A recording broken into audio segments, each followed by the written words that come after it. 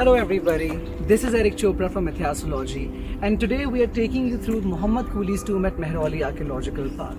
The purpose of this video is going to be to explore the ruins of Delhi, to see whether or not we have kept them in a state that we primarily should, and we're also going to be exploring the very tantalizing and complicated history of this tomb, which was later in the 19th century converted into an oasis-like destination under Thomas Metcalfe. So let's go.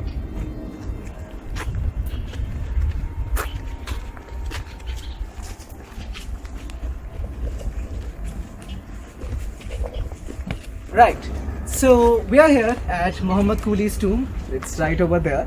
The first thing that we see when we walk in is this Department of Archaeology Government NCT board, which gives us general information, but as you can see, the people who come here have not let this rest in its glory, as well as even this is a little damaged. Now, this particular instruction board gives you an information on this site being protected, and as you can see that it says that there is a fine which makes 10 to rupees 50,000, or it might also lead to imprisonment if there's somebody damaging the ruins inside. But once we go inside, you'll see how the site is actually maintained and how the preservation has not really lived up to its legacy, and yeah, we're going to be exploring that. So let's go and see what that's all about. Now, before we go in and start exploring this tomb, I would like to give you all a very interesting bit of history.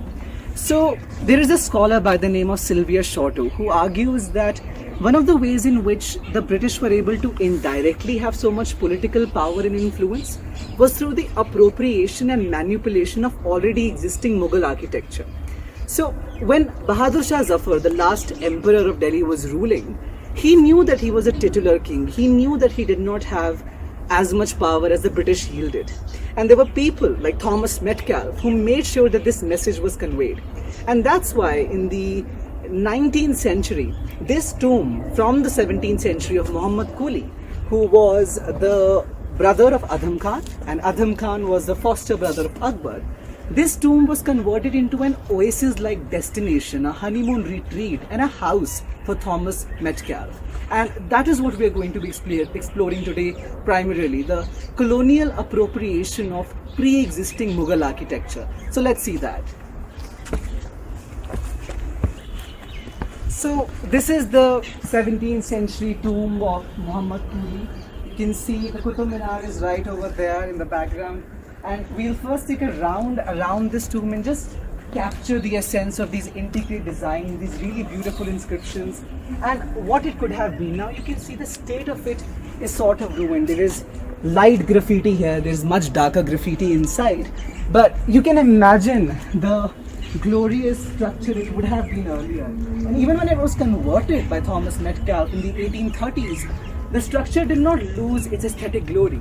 There were certain new things added, renovations were made, but the aesthetic glory did not get lost. However, as you can see today, it is pretty much a ruin, literally.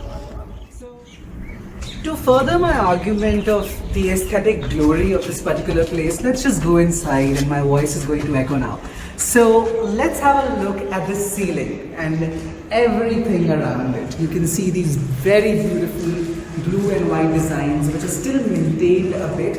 It is of course dirty, as you can see over that side. You can see, the walls are coming off, there's damage, there's dirt that's being collected. And of course, hopeless romantics have made this a canvas of their love stories. So you have the alphabet, you have Sunny, you have Bushra loving Mehraj.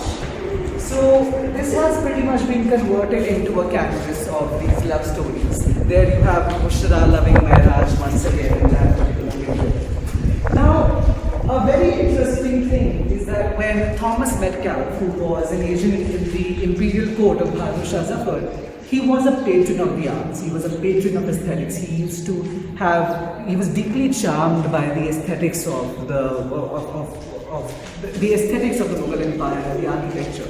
So there's a reason why he made this place into a retirement sort of house for him, into an oasis. And given its beauty, he even turned it into a honeymoon resort for couples. And his own daughter, Emily, came with her husband to spend a honeymoon here.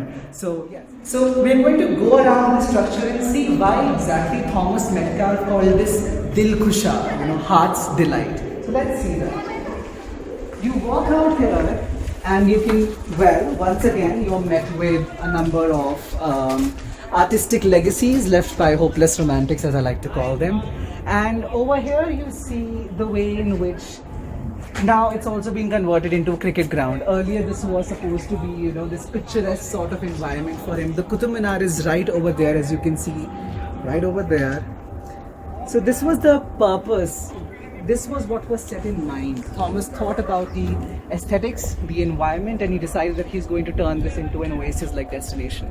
Another reason why he could have made this place a central place for him to live was because Bahadur Shah Zafar Mahal is quite nearby, and he wanted to keep an eye on him. So that's another interesting point as to why Thomas Metcalfe chose the tomb of Muhammad Quli Khan to become his retreat house.